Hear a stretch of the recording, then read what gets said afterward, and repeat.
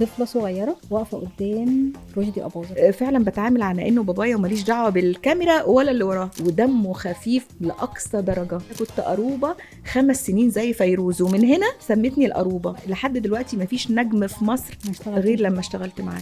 ايه السر كان ورا القرار ده؟ انت غلط ضد جدا. الارتباط والجواز في السن الصغير؟ طبعا هي نصيحه للاب والام، للأب ما تفرحوش بخطوبه ولادكم لو هم حتى موافقين في السن الصغير. طب هو اللي قالك سيبي الفن؟ هو اللي قال لي هتعملي ايه تاني؟ كان غير عليكي هو ولا غير على نفسه؟ هو كان غيور جدا. ما زلت وهقول في كل البرامج ان هو ملاك كان ماشي على الارض. كنت بتمنى ابقى مخرج عشان اجيبك. قعدت تقول لي انا كنت بغير من ادوارك، ما حدش كان متوقعني ان انا عملت دور شريره جدا، ده عمري ما عملته. اللي نفسي اعمله قوي، نفسي اعمل دور صعيدي. ما لقيتش الادوار اللي تخدم عبلة كامل وتاريخ. عايزيني بشعر. الناس اتغيرت.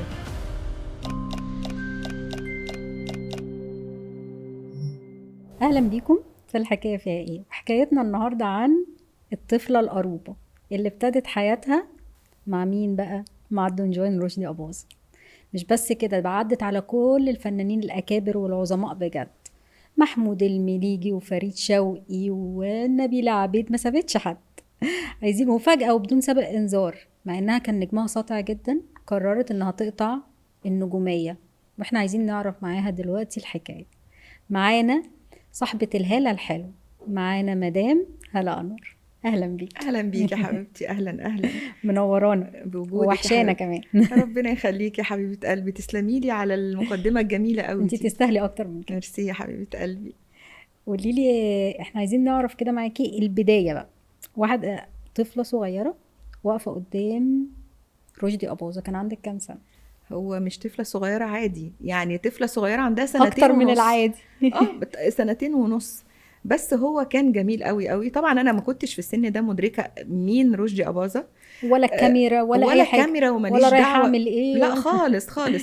يعني بس هو كان ذكي جدا. وطبعا انتي دخلتي ازاي دخلت ازاي؟ الفن؟ او هو كان في اختاروكي ازاي؟ مسابقه في التلفزيون اه ملهاش عمر محدد، اطفال. فانا تقريبا كنت اصغر طفله. ماما قدمت لي، وتعرفي تعملي ايه؟ غنيت ورقصت ومثلت. فهم 2.5 سنين. 2.5 سنين.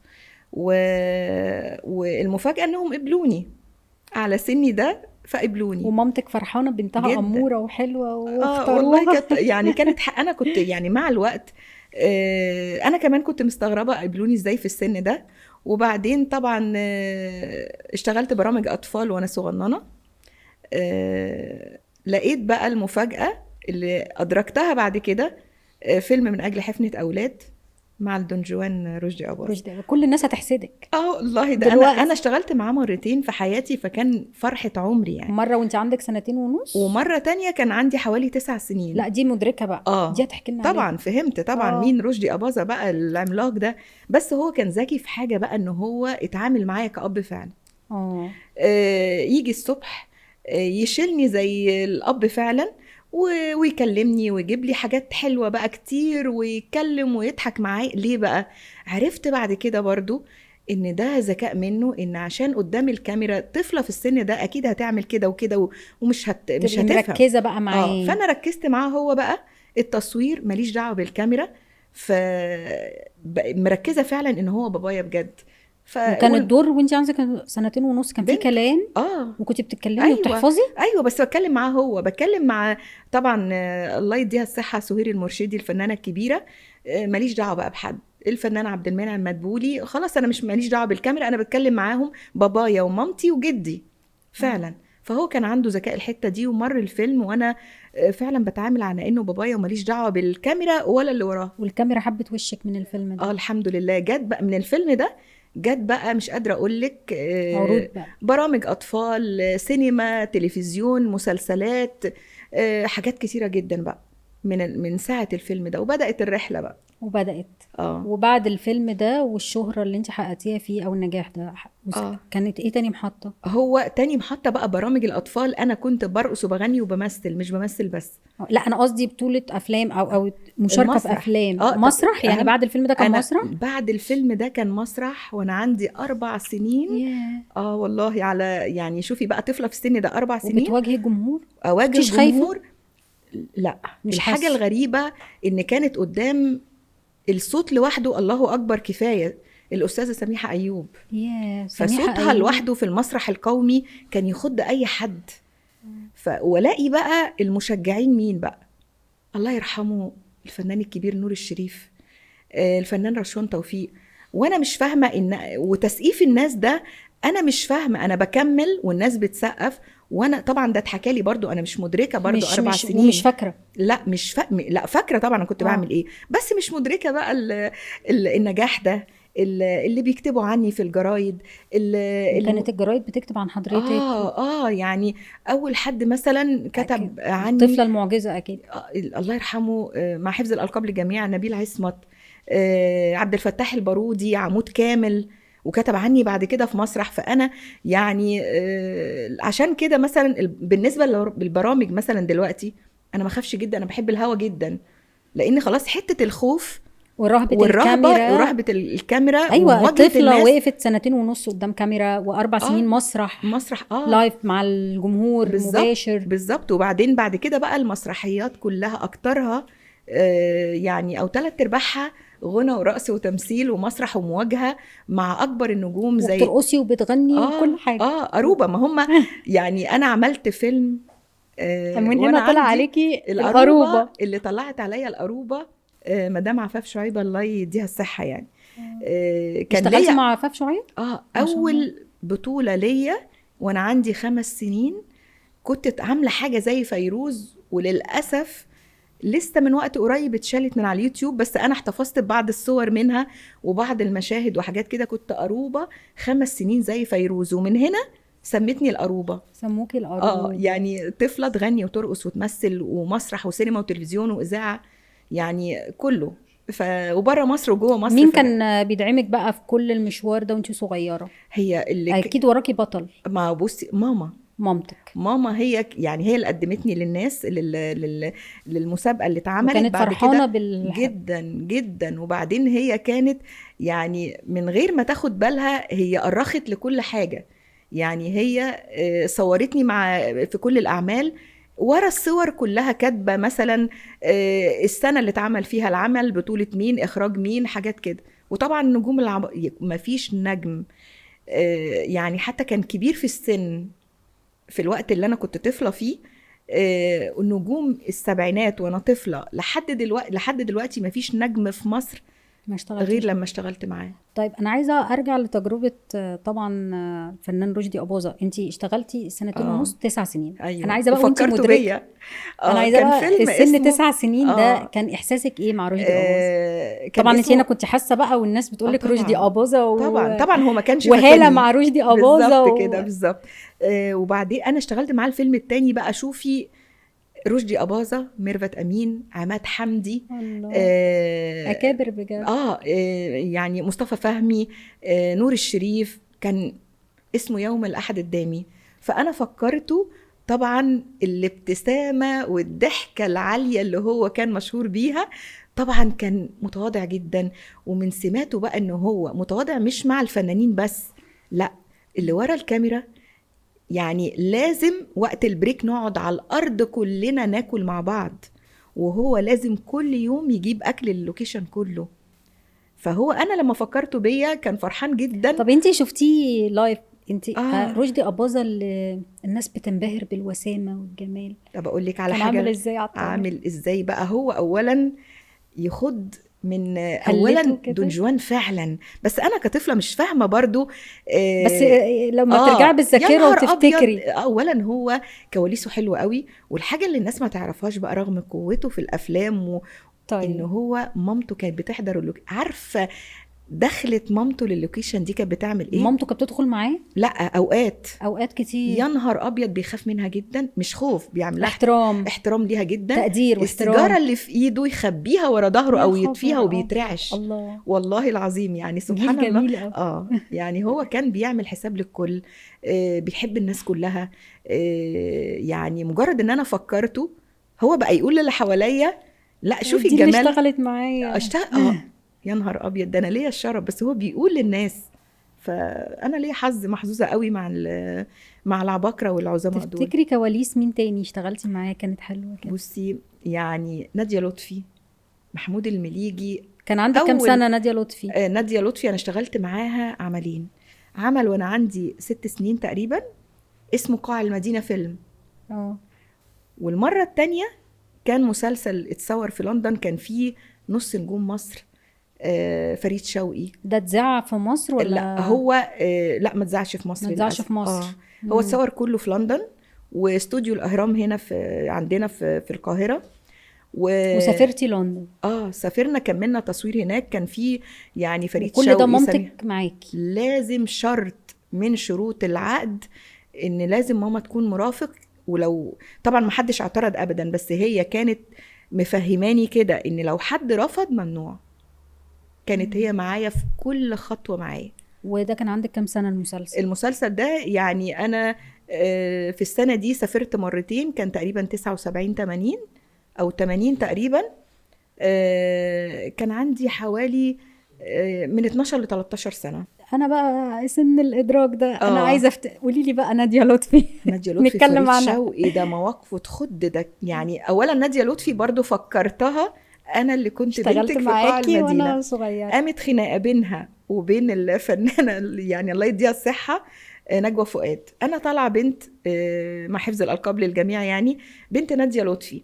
فانا وانا صغيره شعري تقريبا كان اكتر من نصي كده، يعني نص طولي كده.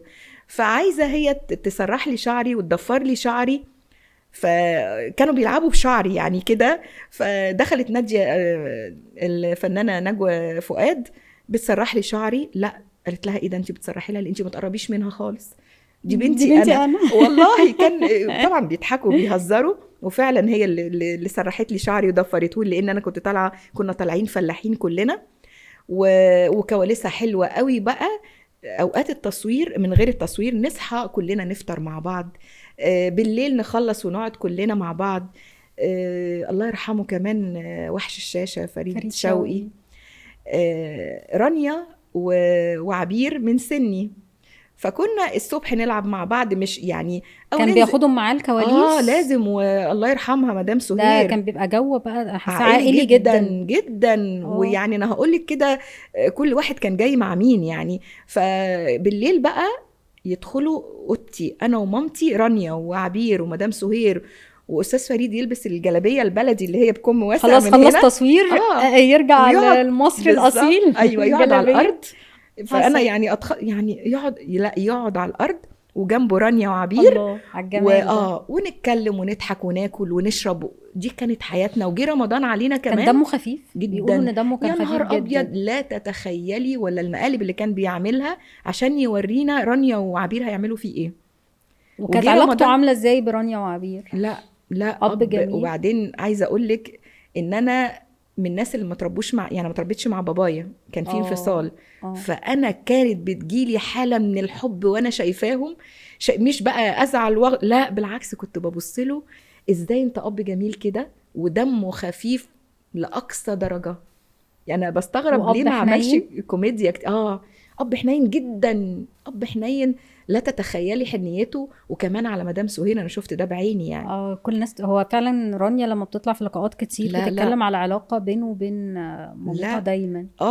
لا دي كمان يعني بقولك مش هتخلصي من النجوم معايا. غير المسلسل فكريني كمان احكي لك على مدام مين اقرب ليه في الشخصيه في بناته؟ هي لا هم طبعا الكبار كانوا يعني كمان واحنا في القاهره كانوا بيجوا له تصوير. مدام ناهد الله يرحمها وناس كتير. يعني مين لما كنت بتشوفيها تقولي دي رانيا. اقرب حد؟ رانيا فريد. وبعدين كانت شقيه وعلى طول في جدال معاه كده ويهزروا ويضحكوا. فكان عاملين جو حلو قوي. وهو خفه دمه رهيبه. وكمان جه رمضان علينا هناك وكان صايم وصوم وصلاة وحاجات كده. لا هو أب جميل جدا وزوج جميل. أنا شفت مع مدام سهير كمان جميل جدا. وكان طبعا كان مدام سميحة أيوب، وجاية مع برضو العملاق سعد الدين وهبة، وكان فيه وأحمد بدير وناس ويوسف شعبان. وكان يعني تحسي وإحنا مسافرين في الطيارة كلها نجوم. يعني لا، كانت انا محظوظه جدا طبعا وبس ما كنتيش وانت معاهم تحسي ان هم نجوم؟ لا كانوا خالص. بيتعاملوا بطبيعتهم لا ومع لا. بعض يعني كواليسهم مع بعض. ده الاستاذ فريد انقذني من موقف في لندن يعني. وانا كنت هعيط يعني، جري بسرعه، وحش الشاشه ظهر هنا بقى. والله موقف كان في حفلات اسمها حفلات المطلقات في الاوتيل، في الاوتيل بيعملوها، ملناش دعوه. فاحنا قاعدين بعد التصوير ولسه وانتي جايين، صغيره، فانا فرحانه قوي وعايزه اتفرج. فرحت طبعا، انا شكلي ساعتها شبههم بقى، يعني انا ورانيا عبير شعرنا وبقى العين الملونه وشبههم. فرحت بتفرج، لقيت حد جاي لي عايزني ادخل الحفله، وبيقول لي بيحط ايده في وسطي وبيقول لي عشان جري بسرعه. فانا رحت عامله كده ومخضوضه، غار جدا. المصري بقى المصري غار هنا، العرق المصري وجري عليا. انا شفت واحد الشاشه فعلا يعني مش متخيله، وبقيت واحده من بناته وشدني بسرعه، وكانت خلاص هيبقى في موقف بعد كده ضرب بقى. لا هو جميل قوي، الله يرحمه يا رب. ويعني وبرضه عملت معاه مسرح. ما انا بقول لك، كان عندك كام سنه؟ كان عندي حوالي 9 سنين. عملت معاه الحرب والسلام، كانت صلاح السعداني وفريد شوقي ومحمد السبع وناس كتير قوي، وتقريبا نوال ابو الفتوح، حاجه كده يعني. اشتغلتي مع استاذ محمود المليجي، ده حبيب قلبي ده عمالقه. لا يعني اشتغلت كتير معاه قوي. اول حاجه كانت، وطبعا ما انساش برضو، مش عايزه انسى الاستاذ عبد المنعم ابراهيم. الاستاذ محمود المليجي اول نصيحه اب فنان متواضع، لان انتي فاهمه ان هو انا بسال ليه ده على استاذ محمود المليجي. دايما عند الناس يعني توقع ان الفنان اللي بيعمل شر لا. في السينما هو شراني. لا، فنفاجئ ان لا، ده طيب جدا. لا ده خجول جدا، خجول كمان، خجول جدا. لو كلمتيه رد، ما كلمتيهوش هو قاعد، واقصى حاجه يعملها يبقى ماسك سيجارته لحد ما تندهيله للمشهد، والطيبه دي تتحول مره واحده لشر في قدام الشاشه. يعني لا، شر وجرأة مش ممكن حاجة. انا اشتغلت معاه كتير جدا جدا. وكان اخرها الجزء الاول من ابواب المدينه، كان اول مسلسل يتعمل اجزاء كان ابواب المدينه. كان سنه كام؟ كان الجزء الاول ده كان سنه 80. جه لقيته بيندهلي طبعا، يعني المصور صور يعني صوره حلوه قوي، ربنا يجازيه خير يعني. قال لي هالة، انا مبسوط بيك. قاعد بيراقبني وبيقول يعني بيشوفني بشتغل ازاي، بس انا كنت لسه خارجه من مرحله الطفوله، والاطفال دايما يحركوا دماغهم كتير قوي وهم بيكلموا اطفال بقى. فقال لي بصي، انت ليكي مشاهد يعني كاتبها الاستاذ انور اسامه انور عكاشه، عشان ما تظلميش والجمهور يركز معاكي قوي ويبقى عارف انت بتعملي ايه، وانت فنيا ما تتظلميش. بلاش تهزي راسك، عبري بعينيكي وبوشك بس. فمش مجبر، مش مجبر. ايوه، وطبعا نفذت طبعا. وهو مش مجبر يقول كده، لان هو محمود المليجي. بس انما هو شاف فيا حاجه. انا بقول لك لان انت انسانه موهوبه وفي يعني. طب مع مرور الزمن ده كنت شايفه النهارده بوابه عبورك للفن جمالك؟ يعني ان انت كنتي بنوته جميله قوي ما شاء الله يعني. ربنا يخليك. ولا انت فعلا كنتي موهوبه؟ والله يعني انا طبعا، هما كانوا شايفين ايه؟ طفله موهوبه ولا جميله؟ لا خالص. اولا عمر ما الجمال يكون سبب لموهبه، لا، بدليل ان في ناس بتقعد سنين طويله جدا الناس مش فاكراها ولا فاكره اسمها ايه ولا عملت ايه. انا بحمد ربنا ان انا قعدت اكتر من 25 سنه، ولما رجعت الناس بتقول لي تفاصيل انا بشكرهم عليها. تستغربي ان هم فاكرينها. يعني انا يعني عارفه اللي اتخضت، انتوا فاكرين تفاصيل، فاكرين حاجات كنت بعملها، مشاهد كنت بعملها، لبس كنت بلبسه، يعني مش قادره اقولك يعني. فده حلو قوي ان الموهبه مع الوقت الحمد لله بشهاده اللي كتبوا عني في رجوعي ان الموهبه زادت مش قلت، فالحمد لله. طيب مع كل النجوميه دي وانت سنك صغير وفي كل الفنانين والشهره والاجواء اللي انت عشتيها، فجاه من غير اي سابق انذار جه قرار ان انت توقفي. ايه السر كان ورا القرار ده؟ اولا كان عندك كام سنه لما وقفتي؟ يعني 17 سنه قبل ما اخد ثانويه عامه. كان ايه السر بقى؟ هو ما كانش سر ولا حاجه. انا كنت عملت 476 عمل بين مسرح وتلفزيون واذاعه وسينما. الفتره دي انا اتخطبت اولا وانا كان عندي 16 سنه وكم شهر.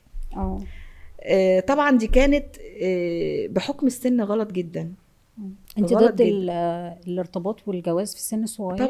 طبعا مع الوقت غلط جدا، غلط جدا. اولا طبعا العقل ما بيبقاش مدرك، يبقى حاصر الحكايه في حاجه معينه، ان انا هتخطب وحلبس فستان فرح، الكلام ده بحكم السن. انما بعد كده اكتشفت انه غلط جدا. يعني لو بنتك حبت تعيد تجربه تقولك هتخطب صغيره وارتبط صغيره؟ لا غلط يعني دي نصيحه للبنات؟ المسؤوليه اكبر غلط ان انا لا، هي نصيحه للاب والام. ما تفرحوش بخطوبه ولادكم ولو هم حتى موافقين في السن الصغير. غلط، لان مع الوقت ليه احمل بنت صغيره مسؤوليه طفل وبيت وحياه وقرار هي مش قده؟ يعني قرار او طبعاً اختيارها للشخص ما تبقاش قده؟ لا، بتيجي صدفه بقى. لو يعني انا كان حظي طبعا، انا الخطوبه اللي دي يعني ما تمتش، وبعد كده اتجوزت ابو ولادي. يعني انتي ارتبطتي الاول خطوبه ودي كانت سبب دي اللي خلتك تقف يعني؟ دي كانت جوه الوسط الفني؟ جوه الوسط الفني. فنان ولا مخرج ولا فنان؟ طبعا هي كل الناس عايزه تعرف. ما انا طب ما اول بقولش لا ما بقولش. طب اول طب لسه موجود احتراما ليه ولاسرته ولولاده. طب هو اللي قال لك سيبي الفن؟ هو اللي قال لي هتعملي ايه تاني، فبحكم سني. طب ليه قال لك كده؟ انت لا، ما هو خبرتك في سنك ده تخليكي تقعدي دلوقتي تسترجعي تقولي هو ليه طلب. كان غير عليكي ولا غير على نفسه؟ هو كان غيور جدا ولا ايه؟ هو كان غيور جدا. وبعدين يعني هو بقى يعني عارفه كل واحد برضو وتركيبته وعقله وتفكيره هيبقى ازاي. هيبقى في حياه، هيبقى هو كان بقى بيقول ان هيبقى في حياه وهيبقى في بيت. مش انت عملتي كل حاجه. فانا بحكم سني اقتنعتي وقتها؟ اقتنعت. طب ومامتك؟ ماما كانت زعلانه جدا. زعلانه جدا. ورغم ان ساعتها الخطوبه ما كملتش، هي كام شهر بس انا بحكم سني برضو قلت هتكسف ارجع واقول الخطوبه اتفسخت ازاي. يعني عارفه تفكير طفله فعلا. بس مامتك كانت في ظهرك؟ ما هي ماما يعني انا يعني بعديها ما نصحتكيش خالص؟ لا، هي كان نفسها، هي كانت زعلانه جدا علشان كمان هي يعني حابه تشوفني في الفن، وغير كده سني مش صغير مدرك. مش مدرك الحكايه. القرارات دي كلها انت خدتي كذا قرار في وقت بالظبط. وبعدين اللي يحب حد وعايز يرتبط بيه يبقى سبورت ليه، مش يبقى. طب خجلك انك تواجهيهم ان انا فسخت الخطوبه خلاكي تتسرعي في الارتباط تاني؟ لا ما هو ده بقى حظي ونصيبي الحمد لله. اولا يعني كان نصيبي لابو اولادي الله يرحمه. الله يرحمه. هو ما زلت وهقول في كل البرامج ان هو ملاك كان ماشي على الارض، وده كان رزقي يعني وتعويض في الدنيا. رزقي، اكبر رزق ليا كان بابا ولادي. هو حضرتك ارتبطتي بيه بعد فسخ الخطوبه بقد ايه؟ على طول يعني برضو كان سنك صغير؟ هو جت صدفه، بس هو كان سن صغير. انا اتجوزت بعد ثانويه عامه. وطبعا كان مين من اكتر المعارضين ليا اللي كان استاذي ومربيني وبيكتب الشخصيه وهو شايفني قدامه، الله يرحمه الكاتب الكبير أسامة أنور عكاشة. يعني كان من المعارضين. وحتى بعد جوازي ما شاء الله جوه مصر وبره مصر وكتاب وكل حاجه. كل الكتاب، ما فيش كاتب في مصر ما اشتغلتش معاه. يعني استاذ أسامة أنور عكاشة كان معترض برضو على ارتباطك في السن ده؟ يا نهار ابيض. بصي بلغه الاب بقى. بس ده كان قرارك انت؟ كان قراري، ومش فاهمه كل النجوم اللي كانوا يعني مثلا الاستاذ صلاح السعداني كان معترض جدا. كل الناس. نسرين كانت معترضه جدا. نسرين الاستاذ صلاح قبيل الفنانه زوجة استاذ محسن كانت معترضه جدا. الاستاذ صلاح قبيل كان يعني مش قادره اقول لك، يعني ده كان برضو باباي. الاستاذ عبد المنعم ابراهيم، كل اللي هم كانوا بيعتبروني بنتهم كانوا معترضين على القرار. ليه انت يعني جاي طبعا يعني ارتبطت طيب ايه اللي منع ما دام هو زوج متعاون ويعني مثقف ومتقبل الموضوع، ايه اللي منع انك ترجعي تاني للفن؟ رجعت تاني في التسعينات. طب ماشي، بعد 6-7 سنين. اتجوزتي كام؟ انا اتجوزت 18 سنه. لا سنه كام؟ اتجوزت سنه نقول تقريبا 87. يعني يعني قعدتي فتره مش كبيره. لا مش كبيره. ورجعت تاني في التسعينات. رجعت في التسعينات، اللي رجعني الله يرحمه المنتج الكبير رياض العريان. كان زوج الاول، كان زوج الفنان عفاف شعيب، واشتغلت معاه جوه مصر وبره مصر كتير جدا، وعملنا افواه وارانب المسلسل في اليونان. فعرف ان انا رجعت، بعت لي تاني. عملت مسلسل معاه، وعملت 5 اعمال ومسرحيه. عملتي اعمال كتيره جدا. بس اعمال دي اتعرضت في مصر؟ في اعمال اتعرضت، وفي يعني العمل بتاع استاذ رياض العريان كان ابطاله انا والفنان الكبير ياسر جلال وعلاء عوض وناس كتير جدا. علاء قصدي مرسي. فهو كان لسه صغير ساعتها؟ لا، كان يعني من سني برضه، كان شاب ساعتها في المسلسل. وانا يعني انا رجعت، وكان معايا بنتي الكبيره بقى صغننه لسه كده، وللاسف قعدت تاني. ليه بقى؟ الجو اختلف، شركات الانتاج بدات تكبر، وفي ناس حسيتي بغربه في الوسط شويه. رغم ان اللي رجعوني هم اللي انا اشتغلت معاهم قبل كده. يعني في سهره كانت حلوه قوي اسمها ابتسامه الجيوكاندا، المخرج بتاعها اول ما عرف ان انا موجوده جابني بسرعه، وكنت انا بطولتي انا والفنانه سوسن بدر. وبعدين يعني عملتي بطولات؟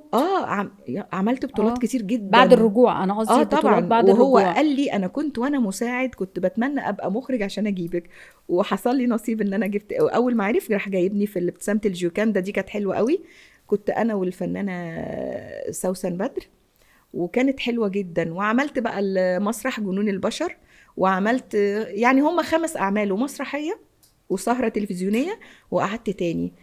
اولا قلقت، خفت، يعني المجال كبر طبعا، ما كانش برضو زي دلوقتي، المجال كبر اكتر دلوقتي، بس حسيت ان انا يعني ليه بس على يعني من حكايه حضرتك هو كان في ترحاب جدا من كله جدا. واللي رجعوني هم اللي انا اشتغلت معاهم الاول يعني، واكبر المنتجين واكبر المخرجين وناس كلها يعني كانت فرحانه برجوعي جدا. وخدتي مساحه ادوار حلوه جدا.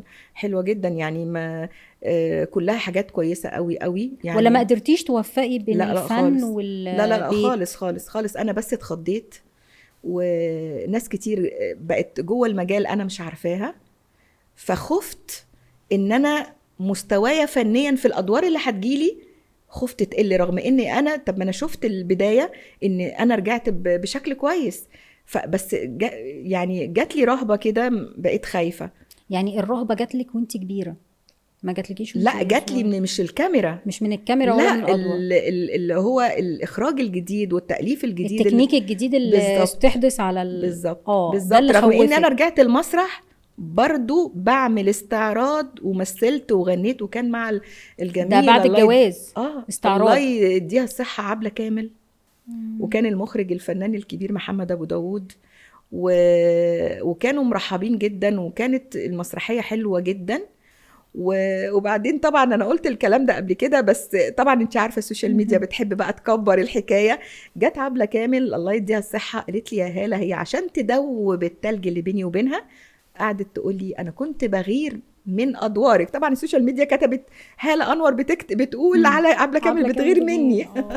لا، هي قالت لي انا كنت بغير من ادوارك جدا، وبتمنى ان انا اعملها، وانا مبسوطه. وفعلا كانت محتضناني جدا في الفتره دي، وقالت لي كلمه ويا رب تكون سمعاني، ان قالت لي انت الوحيده اللي كنت اللي صاحبتي في الوسط الفني. فالله يمسيها بالخير. جدا على المستوى الشخصي حلوه جدا. احنا كنا الصبح طول النهار مع بعض، وبالليل يعني نروح بقى نرتاح شويه، وبالليل نروح المسرح، فكان جو جميل. طب انت شايفه اختفائها دلوقتي عن الساحه الفنيه ده ايه رايك ايه فيه؟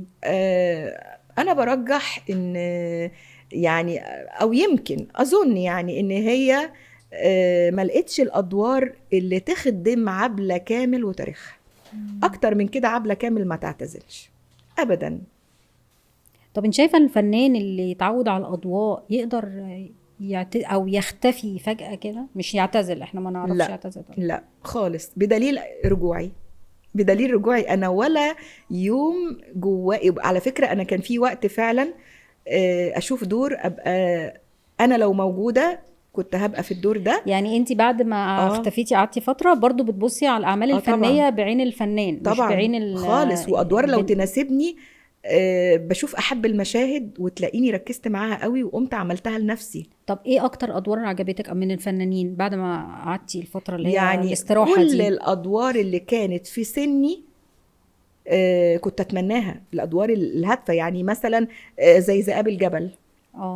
لا كان نفسك تعملي دور مين في ذئاب دور الجبل؟ سماح انور. طبعا.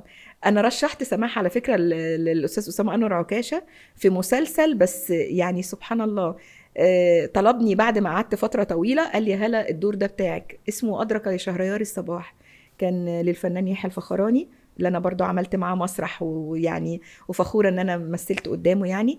وبس قلت له يعني طبعا كنت ساعتها بقول له انكل اسامه، قلت له انكل اسامه مش هينفع، بس انا هرشح لك اللي هتعمله احسن مني.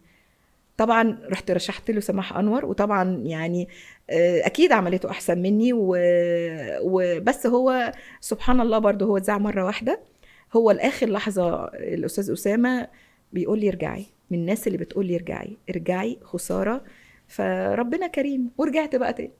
طب ماشي، بس ليه عطلتي برضو يعني الخوف ده، ليه ما كسرتيش الحاجز؟ ما الناس اتغيرت، ما هو ده طبيعي، والتكنيك طبيعي. ما هو طبيعي، بس الناس اللي عارفه هالة كويس قوي وعارفه موهبه هالة واللي هتقدر هالة ابتعدوا هما كمان. طب ندمانه على الفتره دي دلوقتي؟ جدا جدا. طبعا. يعني لو رجع بيكي تاني طبعا هتقوي يعني قلبك. انا معايا طبعا اجمل هديه ولادي، ربنا يخليهم لي يا رب.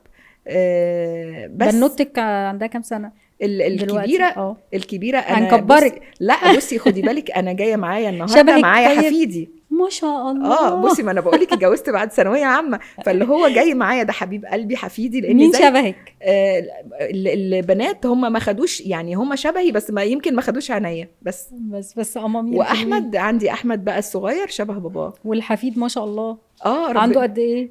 الحفيد خد الاعداديه السنه دي. الله اكبر. انا بقول لك انا ما هو بعد ثانويه عامه يعني طفله اتجوزت وبنتي اتجوزت صغيره، بس هو النصيب يعني انا كنت معترضه جدا على انها تتجوز بدري، بس هو نصيب.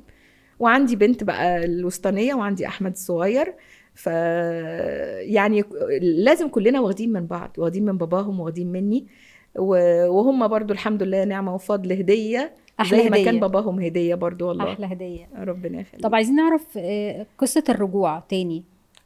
والناس فرحت جدا يعني، عايزه اقول لك الدنيا اتقلبت والله العظيم. انا يعني الرجوع انا فرحانه جدا، الولاد فرحانين بالقرار بتاع الرجوع قوي قوي. يعني انا لما خدت القرار يعني زي ما قلت لك ان الفن بيبقى في الدم، ما فيش يعني اللي هو حابب فعلا الفن ده ما بيبقاش ابدا، يعني على طول بتبقى عنده شغف، جواه شغف انه يرجع.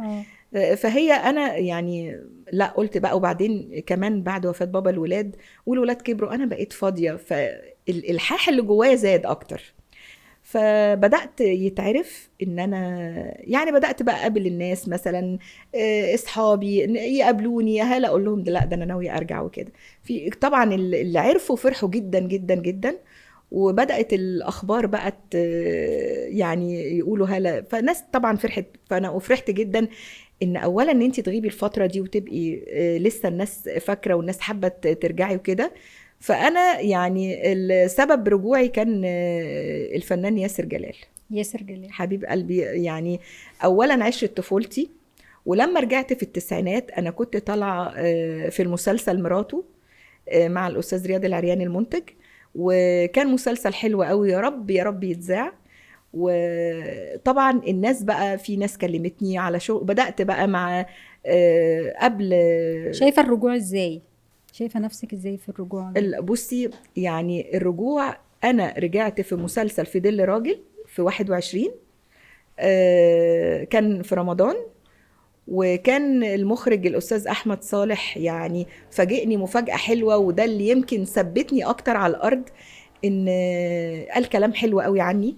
ورجعتي بالحجاب؟ رجعت بالحجاب. الحجاب ما كانش عارف. لا هو ده اللي اتقال للأستاذ أحمد صالح، احنا فرحانين برجوع هالة. وكانت حلقة خاصة بيه هو، اتضح ان الحلقة 3/4 كان كلامه عني فربنا يعني بشكره جدا. وقال لا احنا بننقل واقع بلدنا، واحنا عندنا 90% من سيدات او بنات مصر محجبات. ايه بقى المانع ان نرجع يعني ننقل الصورة دي احنا دايما بنقول في الدراما ان احنا بننقل واقع، طب ما ننقل الواقع بكل ما فيه. بس في بعض الفنانين، مش كله طبعا، والمخرجين وفي الوسط الفني بيهاجموا كتير جدا الحجاب. والله هو شايفه ده ازاي؟ هو مش هجوم، هي طبعا كل واحد ورأيه وكل واحد وحريته وقناعاته.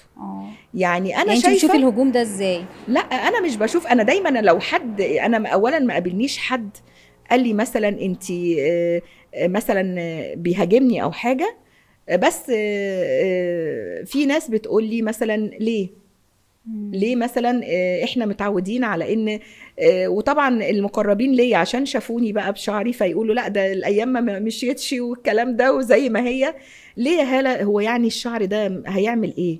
فانا بقول لهم هي يعني انا نفسي كل واحد يبقى كل واحد وقناعته هو حر، يعني انا مقتنعه بده، بس هو انا نفسي ان يتشاف الموهبه اكتر من اللبس او الشعر صح؟ يعني عمر ما الموهبه، عمر ما بس الحجاب عطل فنانين كتير، ما هو عن انهم يعملوا ادوار كتيره أنا جدا. جالي ادوار ومش عايزه اقول لك يعني ان هي وكان سبب في اختفاء ناس كتير جدا.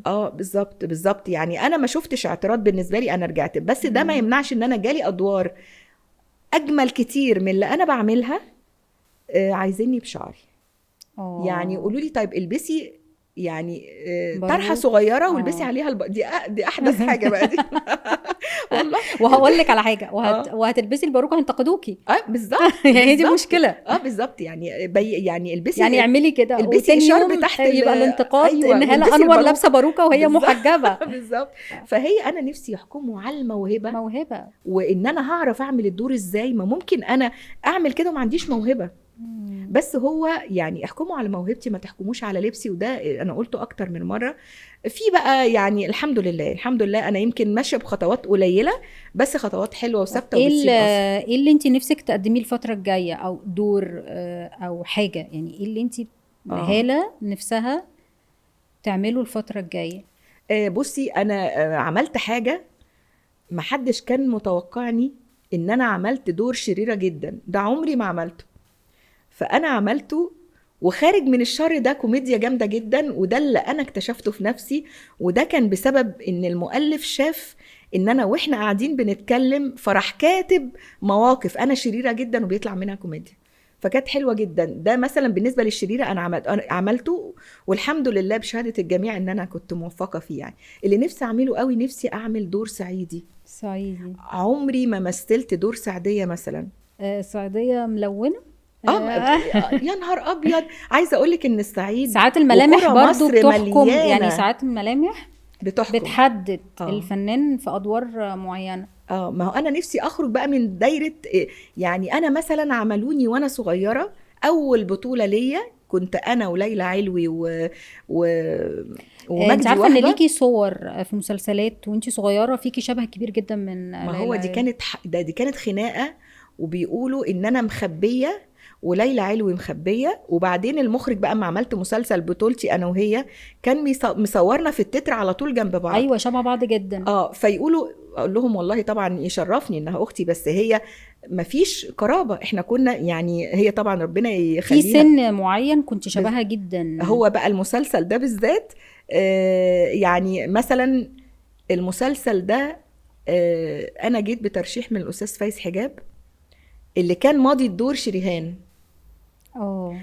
وقال طبعا شريهان ممثله هايله ونجمه جميله، بس قال ملامحها ما تنفعش مع الدور، انا عايز حد وشه بريء قوي لانه هيقتل، يعني هتقتل ابوها، فعشان الناس تفضل لاخر لحظه لا يمكن تظن ان دي هي اللي قتلت او الشكوك تيجي حواليها.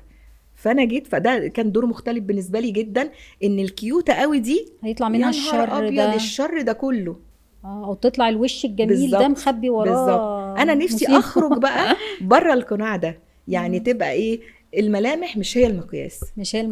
بالظبط كده. طيب احنا فرحانين بيكي جدا. ربنا يخليكي يا يعني حبيبتي. فكرتينا بايام جميله ربنا وفنانين يخليكي. جميله. انا اسعد وانا سعيده آه. جدا ان انا معاكي والله. وانا والله اسعد، ميرسي يا ورجعتينا حبيبتي. في الزمن الجميل. الله نتمنى يخليك. نشوفك في ادوار جديده ان شاء الله ان شاء الله. وكل اللي انت بتحلمي بيه ان شاء الله يا رب. تعمليه استنوا بإذن جودر بقى الله. الجزء الثاني. الجزء الاول كان رمضان اللي فات، والجزء الثاني في رمضان ده ان شاء الله 25. ان شاء الله باذن ان شاء الله يا حبيبتي. انبسطت كتير جدا ميرسي معاكي، جدا. اتمنى تكوني انبسطتي. ميرسي قوي يا حبيبتي والله. ربنا يوفقك يا حبيبتي. ميرسي ليكي ميرسي جدا. جدا. ميرسي.